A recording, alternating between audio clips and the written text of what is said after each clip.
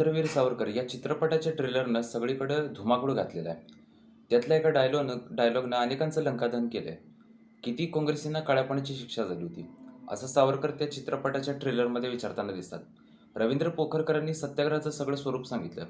गांधींनी कशा पद्धतीनं सत्याग्रहाचा अतिशय साधा सोपा, तुलनेमध्ये अल्प छळ सहन करण्याचा मार्ग भारतीयांना उपलब्ध करून दिलेला होता.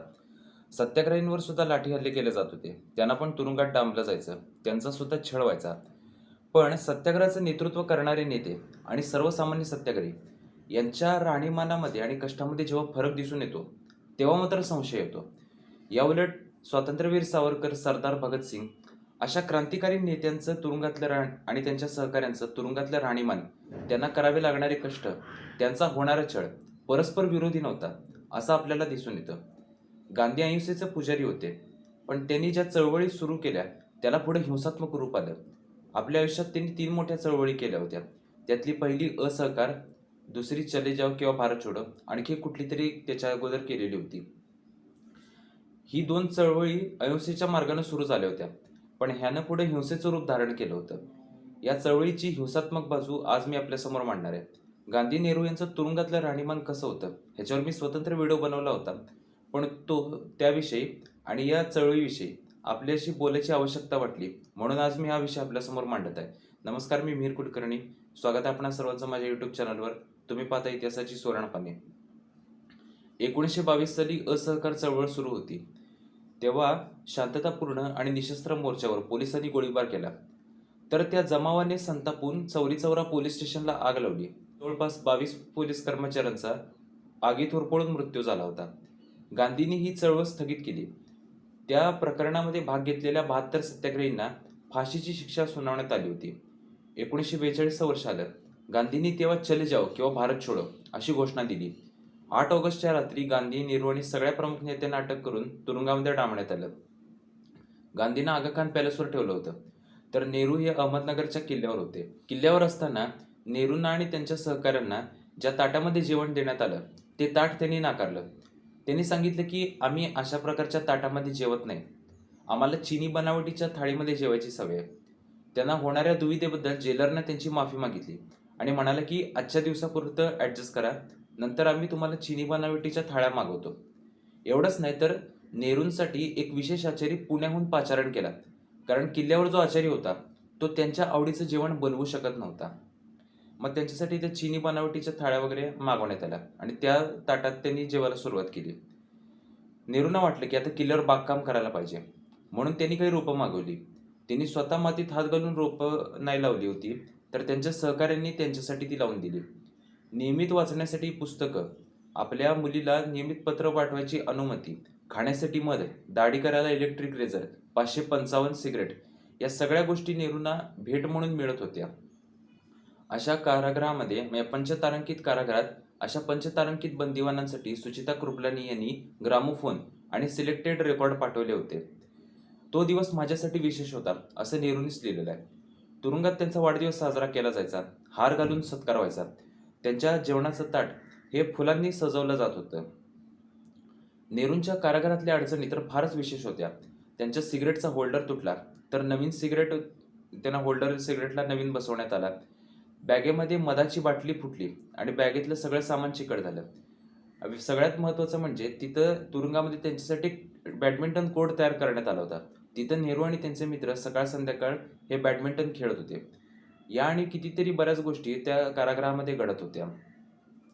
स्वातंत्र्यवीर सावरकरांनी अंदमानात जे बंदिवानांना जेवण मिळत होतं त्याचं जे वर्णन केलंय ते अतिशय भयानक आहे. भयानक म्हणण्यापेक्षा किळसवाण आहे, पण वास्तव आहे. पण आता ते सगळं वर्णन करायला मी सुरुवात केली तर विषय भलतीकडेच भरकटत जाईल. आपण त्यांच्या आत्मचरित्रामध्ये वाचू शकता. नाभा तुरुंगामध्ये जेव्हा नेहरू होते तेव्हा ते 12 दिवस तिथं राहिलेले होते. त्यांचे 3 दिवस फक्त कष्टात गेले. ज्या दिवशी त्यांना शिक्षा सुनावली, दुपारी शिक्षा सुनावली होती आणि त्याच दिवशी त्यांची शिक्षा रद्द करून त्यांना पुन्हा ट्रेनमध्ये बसवलं आणि आपल्या घरी पाठवण्यात आलेलं होतं.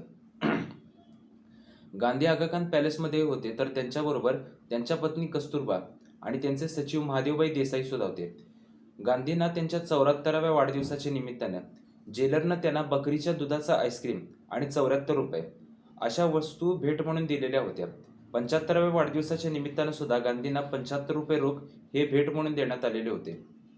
सरोजिनी नायडू यांना सुद्धा त्यांच्या वाढदिवसाच्या निमित्तानं बकरीच्या दुधाचं आईस्क्रीम मिळालेलं होतं. गांधींचा पौष्टिक आहार म्हणजे खजूर, बकरीचं दूध, फळं हे सर्व त्यांना नियमितपणे मिळत होतं. त्यांना व्यवस्थित पुरवलं जात होतं. गांधी नेहरू ब्रिटिशांच्या तुरुंगामध्ये असं सुखासीन आयुष्य जगत होते तेव्हा बाहेर त्यांच्या सत्याग्रहींची काय अवस्था होती. नेतृत्वहीन असलेलं 1942 चले जाव चळवळ हे दिशाहीन झालं. ते अहिंसक राहिलेलं नव्हतं. त्याने हिंसात्मक रूप धारण केलं. एकटे गांधी सोडले तर त्यांचे अनुयायी आपल्या मारेकऱ्यांना किंवा शत्रूंना स्वतःचं रक्त सांडण्याची मोकळीक देत नाहीत. हे चौरी-चौरा प्रकरणातून सिद्ध होते. ठिकठिकाणी सत्याग्रहींनी हिंसाचार सुरू केला. हा हिंसाचार मोडून काढण्यासाठी ब्रिटिशांना विमानातून मशीन गननं सत्याग्रहींवर गोळीबार करावा लागला. बघता बघता किड्यामुंग्यांसारखे कित्येक हजारो सत्याग्रही मारले गेले. गांधी नेहरू तुरुंगामध्ये सुखासीन आणि मजेत आयुष्य जगत होते आणि बाहेर मात्र सत्याग्रही मरत होते. करेंगे या मरेंगे अशी घोषणा देणाऱ्या गांधींनी यापैकी काहीच केलं नाही. करेंगे म्हणजे काय हे त्यांनाच माहीत, पण मरेंगे असं म्हणत पुढचा मागचा विचार न करता गांधींच्या शब्दासाठी सत्याग्रही स्वतःचं रक्त सांडत होते, मरत होते.